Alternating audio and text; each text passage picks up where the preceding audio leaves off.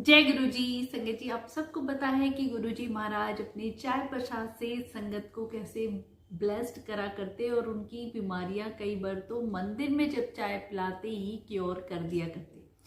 गुरुजी खुद भी कहा करते हैं कि मंदिर विच जो तुम चाय प्रसाद लेते हो कई बार तो तुम्हारी बीमारियां इसी से क्योर हो जाएंगी। और एक बार जब चाय प्रसाद तुम्हें दे दिया जाता है, चाय का गिलास तुम्हारे हाथ में आ जाता है, वो तुम्हारी ही ब्लेसिंग है, तुम्हें किसी दूसरी संगत को उसे ट्रांसफर नहीं करना है। संगत जी, एक बहुत ही प्यारा सा सत्संग गुरुजी की पुरानी संगत सुखमनी आंटी का है। आंटी बताती हैं कि उन्हें शुरू से ही ना तो चाय पीना पसंद था और ना ही चाय बनाना।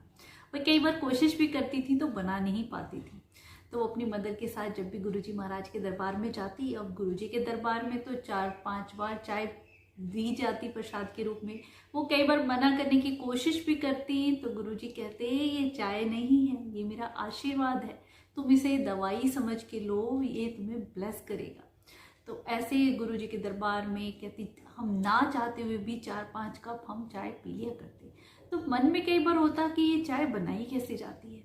संगत जी, एक दिन गुरुजी महाराज ने आंटी को और उनकी मदर को बोला कि आज मैं तुम्हें सिखाता हूँ। जलंधर मंदिर में गुरुजी बैठे हुए थे।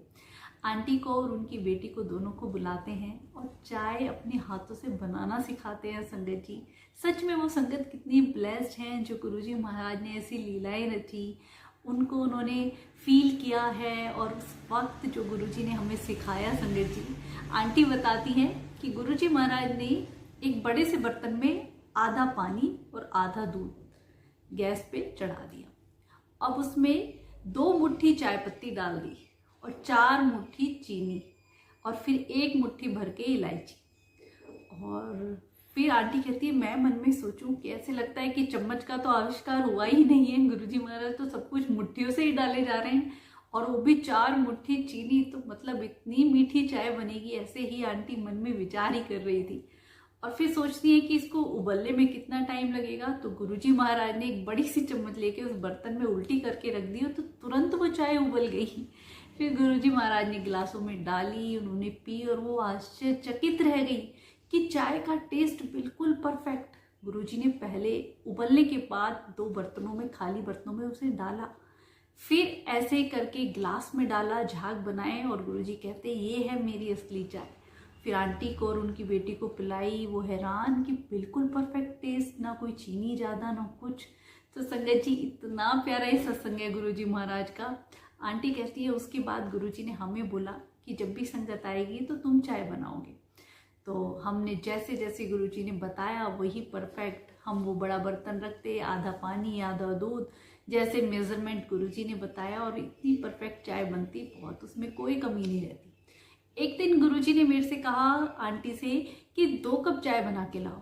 अब आंटी सोचती है 2 कप चाय की मेजरमेंट क्या होगी, उनके मन में यही चल रहा था। वो अपनी मदर से भी पूछती हैं पर उन्हें समझ नहीं आया कि क्या मेजरमेंट करूं, कैसे करूं।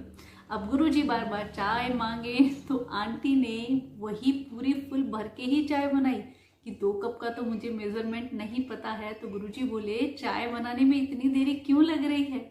तो आंटी बताती हैं कि गुरुजी मुझे 2 कप का तो पता नहीं, मैं तो पूरा ही वो भर के जो भी बर्तन था वो बना रही हूँ। तो गुरुजी हंस पड़े आंटी की इस बात पे। संगत जी, उसके बाद उनकी मदर उन्हें मेजरमेंट बताती हैं, तब उन्होंने चाय बनाना सीखा। संगत जी, जब भी हम गुरुजी महाराज के लिए चाय प्रसाद बनाते हैं तो गुरुजी चाय प्रसाद में इलायची जरूर कहा करते थे। कई बार तो कहते हैं बड़ी इलायची डाला करो।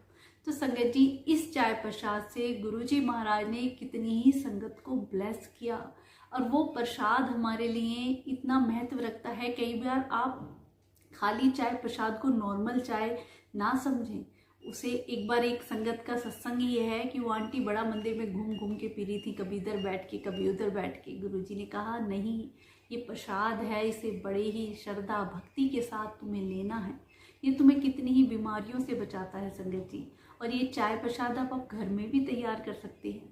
जब भी आप चाय पिए, गुरुजी महाराज के स्वरूप के सामने थोड़ी देर के लिए कवर करके रख दें, वो चाय प्रसाद हमारे लिए अमृत प्रसाद बन जाता है। क्योंकि संगत जी, कई संगत हैं जो बेचारी बड़े मंदिर से बहुत दूर रहते हैं, नहीं जा सकते हैं, आसपास सत्संग भी नहीं होते, तो वो अपने घर में ही गुरुजी महाराज का ये चाय प्रसाद ब्लेस्ड करके पिए तो उनका वो आशीर्वाद मिलता है और हमारी कितनी बीमारियों को बचाता है।